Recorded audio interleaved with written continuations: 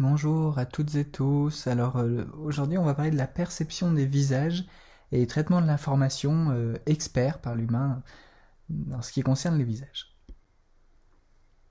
Alors est-ce que on peut repérer un visage sur cette tranche de pain grillé? En fait, c'est plus qu'un visage qu'on repère, puisqu'il s'agit même du visage de la Vierge Marie, et que cette tranche de pain a été vendue aux enchères à 28 000 $, avec vraiment une estimation des enchères qui a monté, avec des pouvoirs magiques qui ont été attribués à cette tranche de pain. Et en fait, c'est pour illustrer l'importance du visage dans la vie et l'existence des humains. C'est la capacité à attribuer des visages, bien sûr, à certaines formes, mais au-delà, à donner une signification au visage et à leur donner de l'importance. Alors pourquoi on aurait un tel intérêt pour les visages? Il y a plusieurs raisons qu'on pourrait citer. Déjà parce que la visualisation des visages est prépondérante au quotidien, elle est vitale pour le nouveau-né qui regarde ses parents. Dans la communication sociale, et donc dans l'attachement du petit, elle est également très importante. Et puis plus tard, c'est vraiment dans la gestion des interactions sociales qu'elle devient majeure. Ce sont des informations stables sur les êtres humains que chacun côtoie, et puis des informations qui sont plus situationnelles sur l'état émotionnel, l'attention, et finalement tout un énorme enjeu de cognition sociale, et la communication pragmatique, c'est-à-dire le fait de pouvoir parler avec le visage, les yeux, les mimiques, et tout cela est de toute manière codé sur le plan de l'évolution, puisque la reconnaissance des visages constituait vraiment une pression sélective.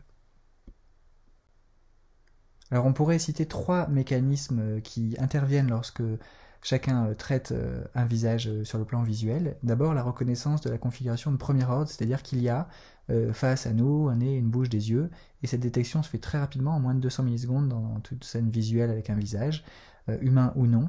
Et donc c'est un traitement qui est analytique, puisqu'on regarde vraiment les caractéristiques qui sont face à nous. Si c'est plutôt une truffe qu'un nez, on va plutôt s'orienter, avoir un traitement sémantique finalement qui va vers le chien plutôt que l'humain, et avec des changements de caractéristiques qui sont repérés, comme la forme ou la couleur des yeux.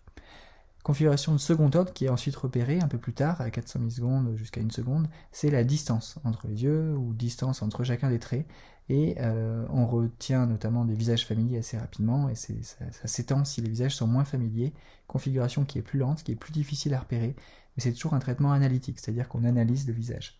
Et contrairement à ces deux premiers traitements, il existe un traitement holistique, on voit un visage rapidement, tout de suite, sans repérer chacune de ses parties, et c'est donc une vision complète, immédiate, qui permet d'accentuer la reconnaissance de configuration de premier ordre.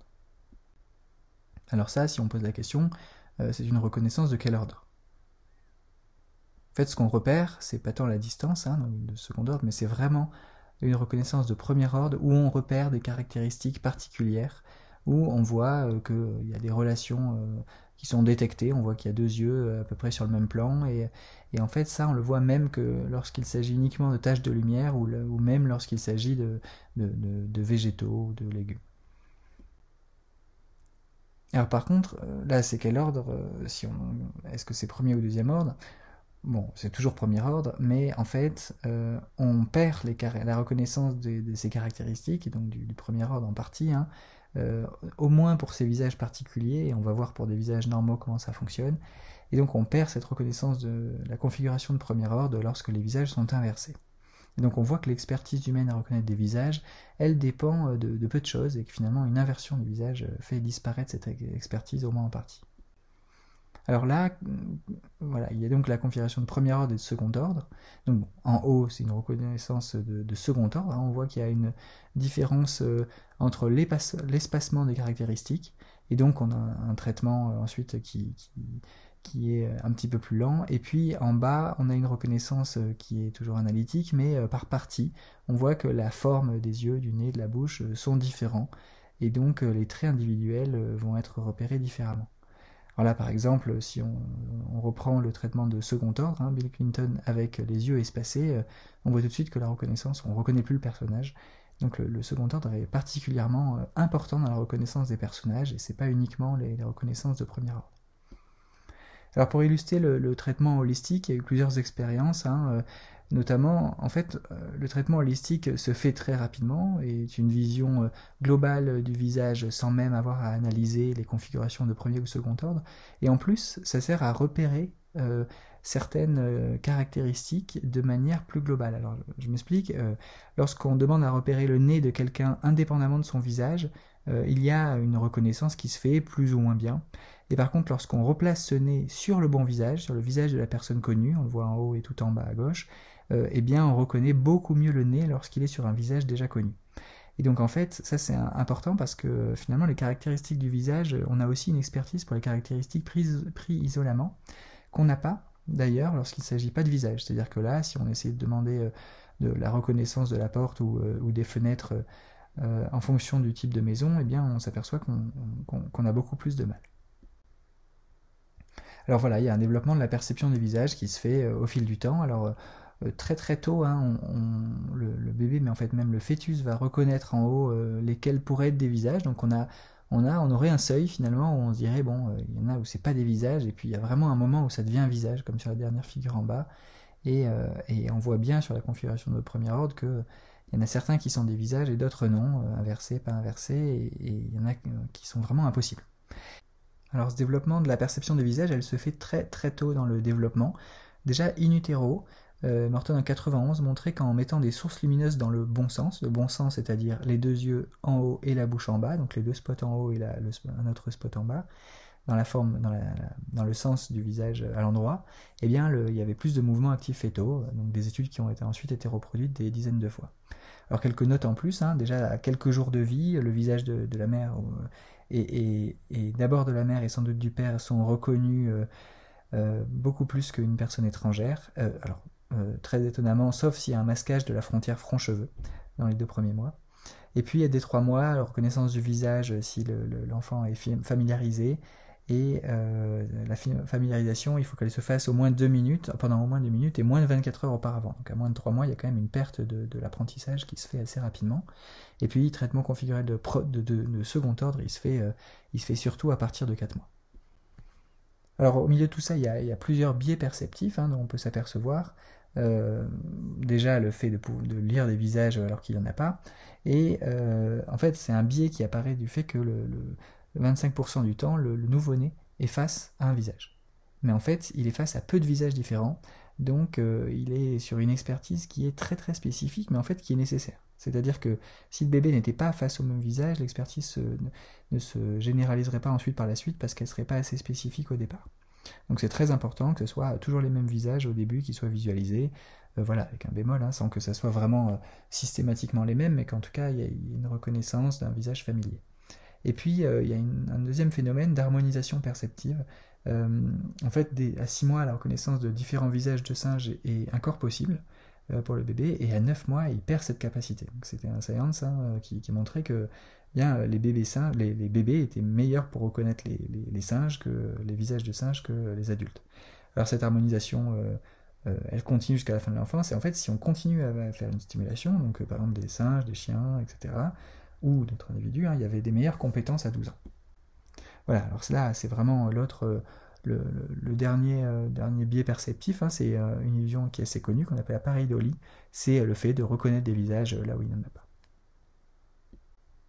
Alors, si on va un petit peu plus loin dans les biais perceptifs, on reprend l'image précédente, et on voit que lorsqu'on fait une inversion des configurations, notamment de deuxième ordre, de la distance entre les traits, donc là, on est sur le visage qui est en bas, les visages qui sont en bas, eh bien on a vraiment du mal à l'envers à reconnaître la configuration de second ordre, alors que les images qui sont en haut, c'est la configuration de premier ordre, là on voit qu'il y a les formes, la forme notamment des yeux, de la bouche, du nez sont vraiment différentes.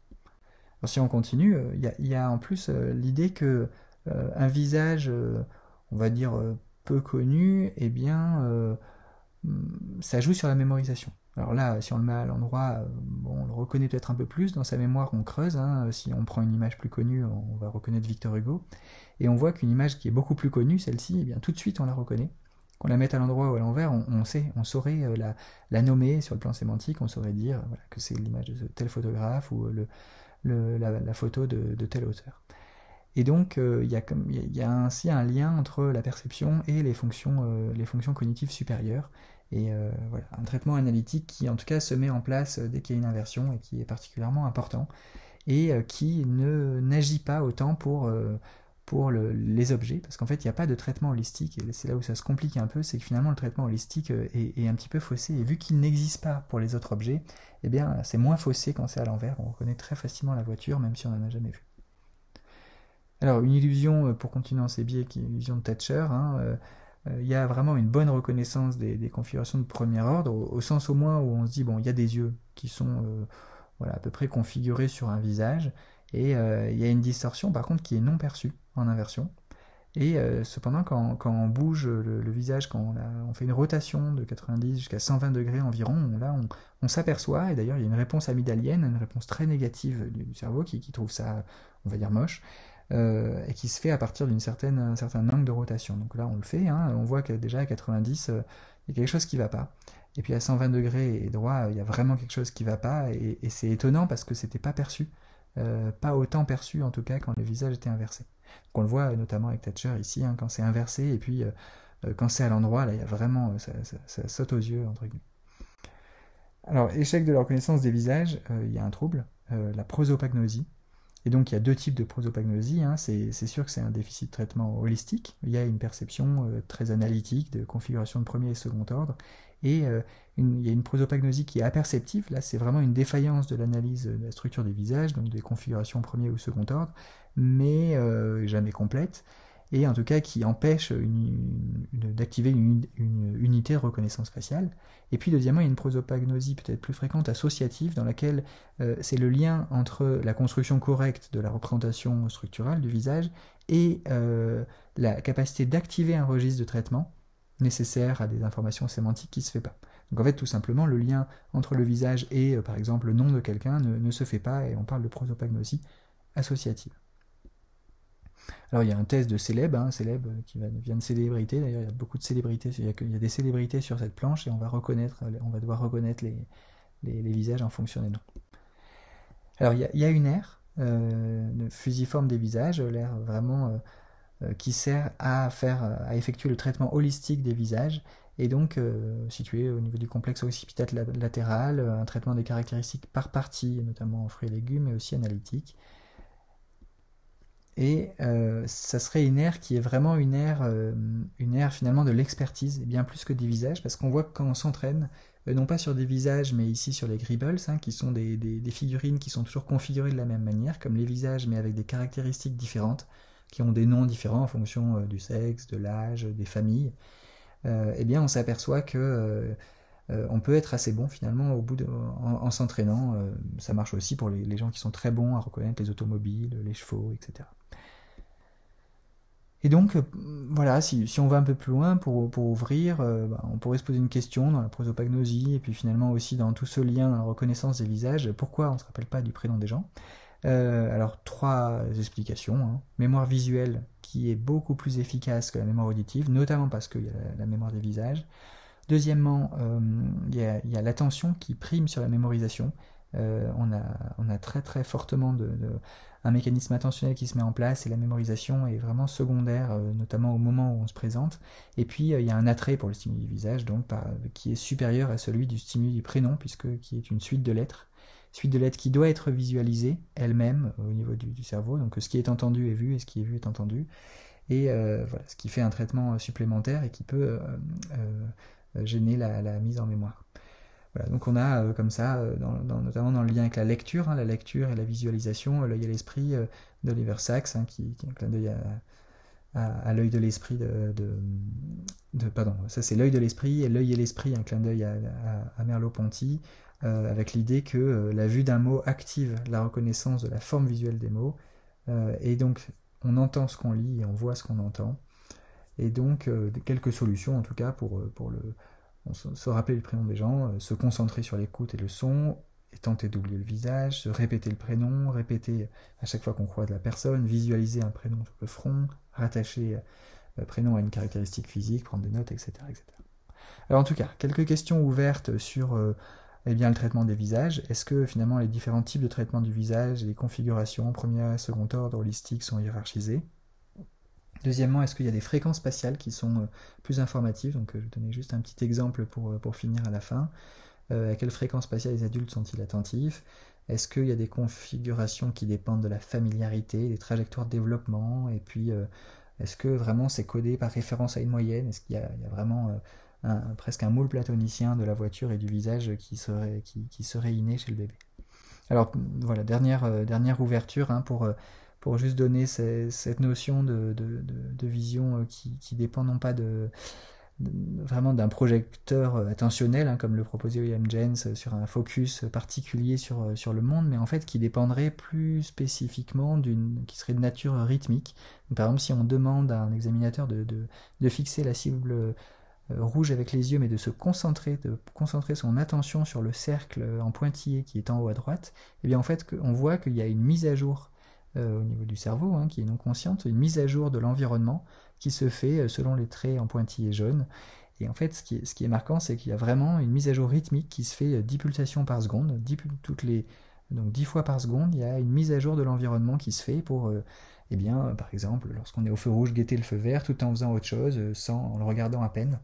Et donc on s'aperçoit qu'il y a beaucoup de traitements inconscients qui se mettent en place. Et en fait, en fonction de basses fréquences, hein, là, qui sont à gauche sur le schéma de Brad Pitt, on voit bien que les basses fréquences permettent vraiment plus d'apprendre que les hautes fréquences. Alors on voit mal, mais finalement, les hautes fréquences, c'est des traits qui sont très fins et qui permettent vraiment moins la reconnaissance. Voilà, merci pour votre attention.